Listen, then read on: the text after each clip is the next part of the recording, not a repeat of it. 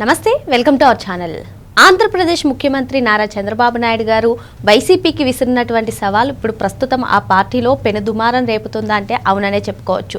మరి ఏ విషయంపైనైనా చర్చిద్దాం, even Pulivendula, Vontimitta ZPTC ఎన్నికలపైనైనా చర్చిద్దాం, మీరు అసెంబ్లీకి రావడానికి సిద్ధంగా ఉన్నారా, అసెంబ్లీలో చర్చించడానికి సిద్ధం అవుతున్నారా అంటూ చంద్రబాబు గారు విసిరినటువంటి సవాల్ పైన వైసీపీ ఏమనుకుంటుంది, అసలు వైసీపీ అసెంబ్లీకి వచ్చేటువంటి ఉద్దేశం ఉందా, ఇటువంటి అంశాలన్నీ కూడా చర్చించడానికి మనతో పాటుగా ఉన్నారు సీనియర్ జర్నలిస్ట్ డివి శ్రీనివాస్ గారు. నమస్తే సార్. నమస్తే.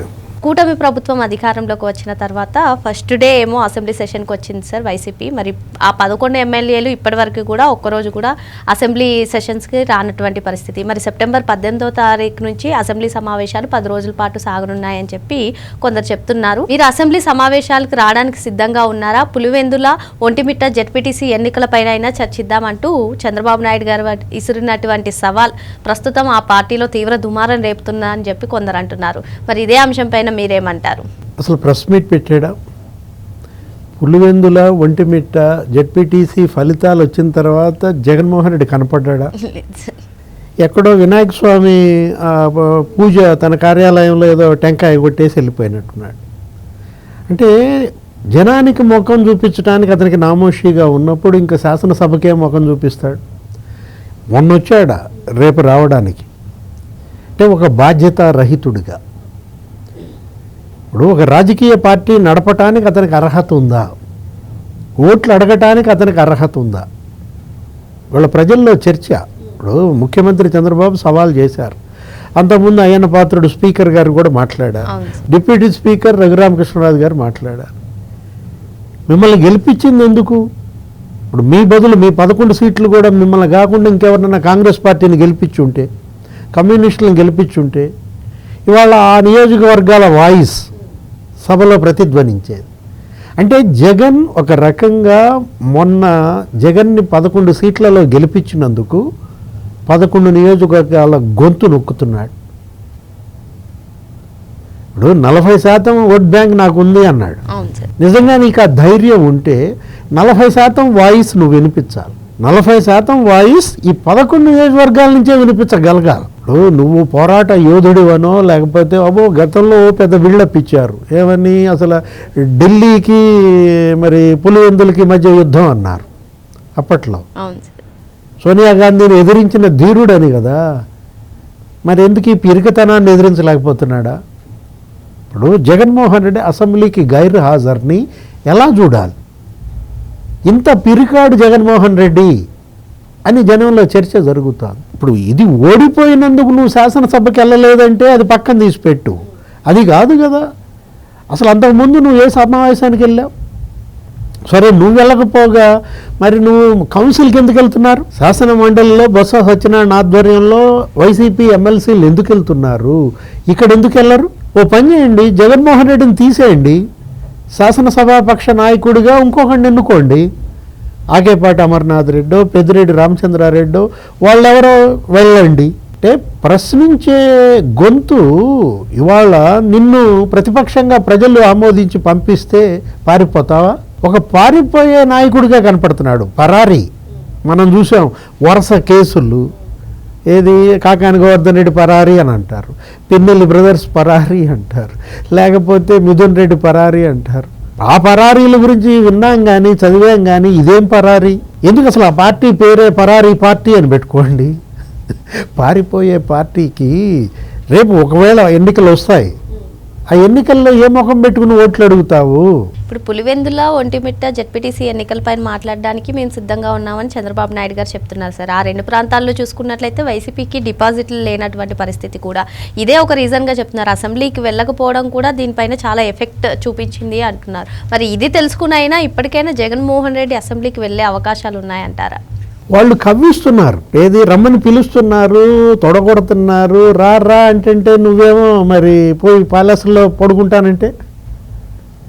ఇప్పుడు పులివెందుల జెడ్పీటీసీ గురించి మాట్లాడటం కాదు. ఇప్పుడు మీరు ఎక్కడైతే ఏమైతే ప్రెస్ మీట్లు పెట్టి మాట్లాడారో అవన్నీ అక్కడ మాట్లాడండి. ఎక్కడ? శాసనసభలో. ఇప్పుడు వాళ్ళ హామీలు నెరవేర్చట్లేదు, సూపర్ 6 సూపర్ 7 అనో ఏదో ఎగతాలు చేస్తాడు కదా. అదే మాట అసెంబ్లీలో అంటే ప్రభుత్వం నుంచి వచ్చే సమాధానం ఏముంటుందో చూడండి. లేకపోతే అన్యాయంగా మా పైన తప్పుడు కేసులు పెడుతున్నారు, అక్రమ అరెస్టులు చేస్తున్నారు, చెవిరెడ్డి భాస్కర్ రెడ్డి మంచోడు, మిథున్ రెడ్డి అమాయకుడు అన్నాడు కదా, మరి వెళ్ళి మాట్లాడు అదే మాట.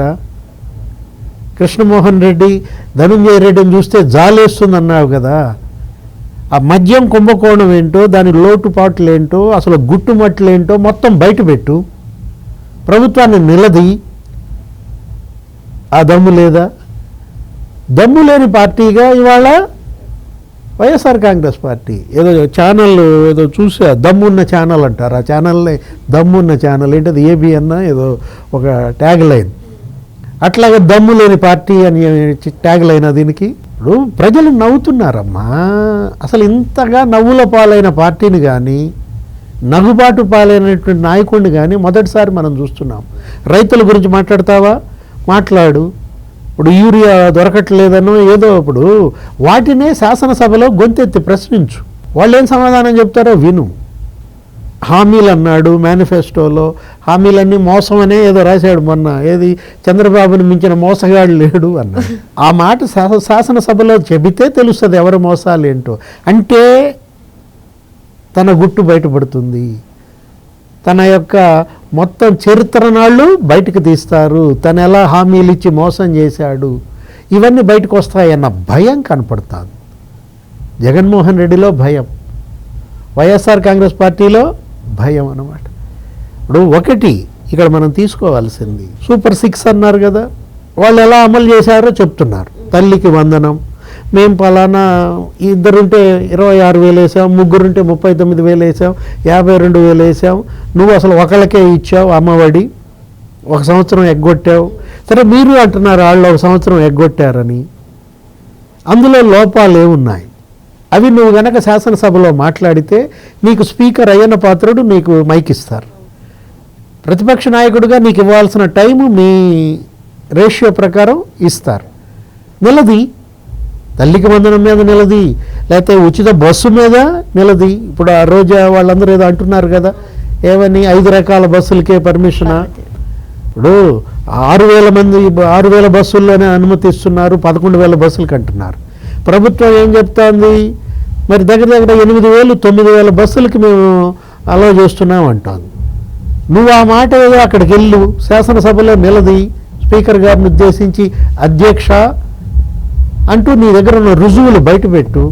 ఇంతకుముందు మాట్లాడాడు కదా అసెంబ్లీలో, ప్రతిపక్ష నాయకుడిగా నువ్వు పనిచేయలేదా అసెంబ్లీలో? 2014-19 మధ్య సగం ఎగ్గొట్టాడులే, సగం అన్నా వెళ్ళాడు, ఇప్పుడు మొత్తం ఎగ్గొట్టావా? ఒక బడెగ్గొట్టే పిల్లాడు పాస్ అవుతాడా? అది కనపడుతుంది. ఇప్పుడు స్కూల్ ఎగ్గొట్టే పిల్లాడు ఏ విధంగా పరీక్షలు రాస్తాడు, ఏ విధంగా ఉత్తీర్ణుడవుతాడు? అదే పరిస్థితి జగన్మోహన్ రెడ్డి. ఒక ఫెయిల్యూర్ సీఎం, ఒక ఫెయిల్యూర్ లీడర్, అదొక ఫెయిల్యూర్ పార్టీయా? ఇదేమి ప్రారంధం, ఇదేమి దౌర్భాగ్యం? ఆంధ్రప్రదేశ్కి శాసనసభ జరుగుతోందంటే అధికార పార్టీ ఉంటుంది, ప్రతిపక్షం ఉంటుంది, హోరాహోరీగా పోరాటం జరుగుద్ది, వీళ్ళు ప్రశ్నలు వేస్తారు, వాళ్ళు సమాధానాలు చెబుతుంటారు. చూడటానికి ప్రజలకు ఎంత ఆసక్తిగా ఉంటుంది. అప్పట్లో చంద్రబాబు సీఎంగా, రాజశేఖర రెడ్డి ప్రధాన ప్రతిపక్ష నాయకుడిగా హోరాహోరీగా జరిగేది. రాజశేఖర రెడ్డి చంద్రబాబు మధ్య అసలు యుద్ధం ఎలా ఉండేది, అసలు ప్రజల్లో ఎంత ఇంట్రెస్ట్ క్రియేట్ అయ్యేది. అంటే కావాలని జగన్మోహన్ రెడ్డి ప్రజలకి ఆ ఇంట్రెస్ట్ ఉండకూడదు. ఇతను ఎవరిపై పగబట్టాడు? ఒక పగబట్టిన నాయకుడిని చూస్తున్నాను. రాష్ట్రంపై పగబట్టాడా? ప్రజలపై పగబట్టాడా? అందరికీ తప్పుడు మెయిల్స్ పంపుతాడు, సింగపూర్ వాళ్ళని మెయిల్స్ పంపాడని, లేకపోతే బాండ్స్ కొనొద్దని జర్మనీ నుంచి మెయిల్స్ పంపించాడని, అసలు డిఎస్సి మీద 24 కేసులు వేసాడని. ఇదెక్కడి పార్టీ? ఒక అభివృద్ధి నిరోధక పార్టీయా? ఎలా చూడాలి దీన్ని? ఒక రాజకీయ పార్టీగా ఉండటానికి అనర్హమైంది వైఎస్ఆర్ కాంగ్రెస్. ఒక ప్రజాప్రతినిధిగా ఉండే అర్హత తనకు లేదని తానే గ్రహించి వెళ్ళటం లేదా? మరి వైసీపీ పార్టీ ఒక ఫెయిల్యూర్ పార్టీ అని, ఒక ఫెయిల్యూర్ నాయకుడు జగన్మోహన్ రెడ్డి అని చెప్పి సార్ చెప్తున్నారు. మరో అంశంతో మళ్ళీ కలుద్దాం. Thank you sir. నమస్తే.